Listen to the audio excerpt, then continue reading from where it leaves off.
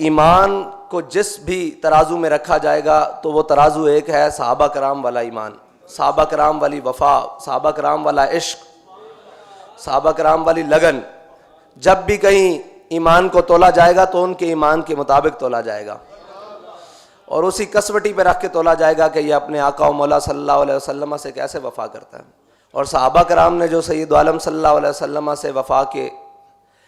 عہد و پیمان باندھے، وہ قیامت تک امت کے لیے درخشاں پہلو ہیں۔ جہاں کہیں بھی جس کو بھی کبھی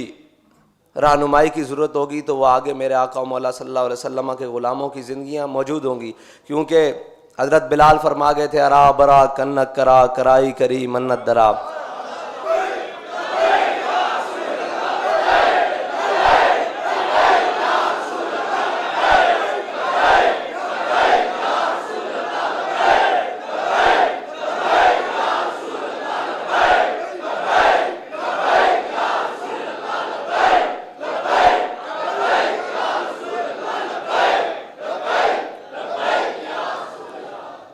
اس کی مثالیں یہ ہیں کہ قیصر و کسریٰ کی فوجیں سرحد پہ کھڑی ہوں، مانین زکوٰۃ پیدا ہو چکے ہوں، منکرین ختم نبوت ہوں، 2.5 نبی پیدا ہو چکے ہوں، معیشت کے حال کچھ بھی نہ ہوں، صحابہ کرام کے رنگ سرمے جیسے ہو چکے ہوں، تو یا رسول اللہ جب کوئی پوچھے گا کہ اس وقت بڑے فیصلے کس نے کیے تو آپ کی برکت سے حضرت جناب صدیق اکبر کو پیش کیا جائے گا۔ جب 2 سپر پاوریں فتح ہو چکی ہوں، مال غنیمت کے مسجد میں ڈھیر لگے ہوں، کس بادشاہ کے کرتے پر 36 پیوند ہوں گے تو یا رسول اللہ آپ کی برکت سے آپ کے غلام عمر کو پیش کیا جائے گا۔ کوئی باہر سے آدمی آئے وہ پوچھے کہ خیبر کا دروازہ کس نے اکھیڑا تھا تو ایک مسجد میں بیٹھا شخص پانی سے ٹکڑے بھگو کر کھا رہا ہو تو وہ کہے میں علی ہوں، میں نے اکھیڑا تھا۔ یا رسول اللہ جب بھی ایسی کوئی مثالیں پیش کی جائیں گی آپ کے غلاموں کو پیش کیا جائے گا، اور جب بھی کبھی حق و باطل کے مارکے کی بات آئے گی تو کہا جائے گا کس نے قربانی دی تو قیامت تک آپ کے خاندان کی قربانی یاد رکھی جائے گی، وہ حسنین کریمین کی قربانی یاد رکھی جائے گی، وہ جناب مولا حسین کی قربانی یاد رکھی جائے گی، جنہوں نے سب کچھ دے کر کہا مولا جب تو راضی تو ہم بھی راضی۔ چلتے چلتے جب بات آئے گی کہ ایک کانسٹیبل ہو،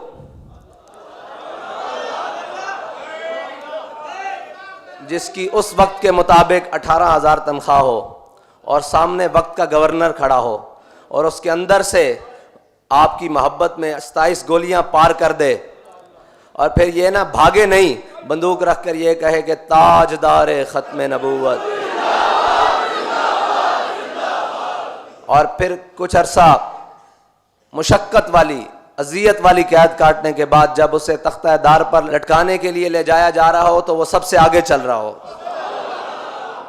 یا رسول اللہ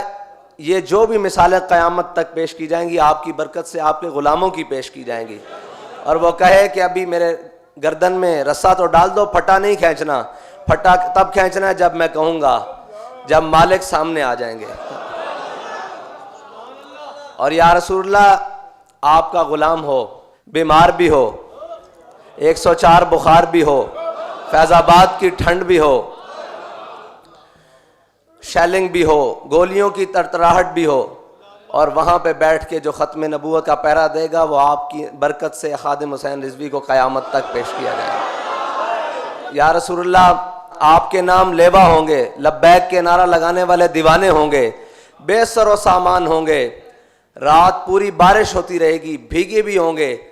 صبح 4 بجے ان پر شیلنگ اور گولیوں کی بوچھاڑ کر دی جائے گی، 50,000 شیل پھینک دیے جائیں گے۔ یا رسول اللہ جب بھی کہا جائے گا کہ نہتے لوگ جنہوں نے ختم نبوت اور ناموس رسالت پر پیرا دیا وہ کون لوگ تھے تو آپ کی برکت سے لبیک والوں کو پیش کیا جائے گا،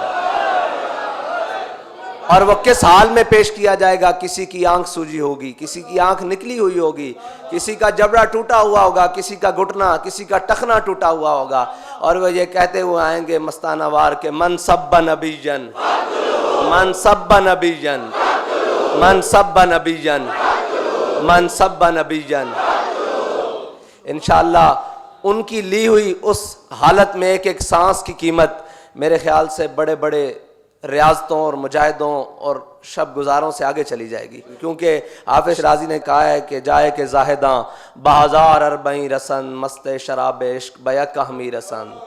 جہاں زاہد عابد اور صوفی 1000 سال گوڈے گٹے رگڑ کے پہنچتے ہیں، وہاں حضور کے عاشق ایک چھلانگ میں پہنچ جاتے ہیں۔